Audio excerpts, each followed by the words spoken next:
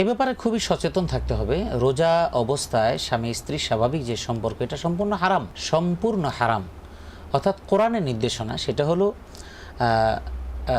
কোরআনে কারীম আল্লাহ পাক রব্বুল আলামিন ওহিল্লা লাকুম লাইলাতাস সিয়ামি রাফাসু ইলা নিসাইকুম, এখানে ওহিল্লা লাকুম লাইলাতাস সিয়ামি রাফাসু ইলা নিসাইকুম, এখানে আসলে স্বামী স্ত্রীর মধ্যকার যে স্বাভাবিক সম্পর্কটা হলো রাতের বেলায় আপনাদের জন্য, সকলের জন্য এটাকে সীমাবদ্ধ করে রেখে দেওয়া হয়েছে। যখন সুবহে সাদিক হয়ে যাবে সেখান থেকে নিয়ে আবার সূর্যাস্ত পর্যন্ত এই কাজটা হারাম করে দেওয়া হয়েছে, নিষেধ করা হয়েছে। এটার নামে হলো রোজা। এবং আয়েশা সিদ্দিকা রাদিয়াল্লাহু তাআলা আনহা বর্ণিত হাদিস যে এমনও রাত গিয়েছে যে আমি এবং রাসূলুল্লাহ সাল্লাল্লাহু আলাইহি ওয়াসাল্লাম আমি সেহরি করলাম এবং আমি ঘুম থেকে জাগ্রত হলাম এবং আমি সেহরি আমার রসুল খেয়েছেন যে ওয়া আনা জুনুবুন, এই অবস্থায় যে আমরা রসুল সাল্লাল্লাহু আলাইহি সাল্লাম এমন অবস্থা হয়েছে তিনি সেহরি করেছেন কিন্তু তার উপর গোসল ফরজ ছিল, তিনি সেহরি করেছেন, তারপরে তিনি গোসল করে তিনি যথাযথ নামাজ আদায় করেছেন।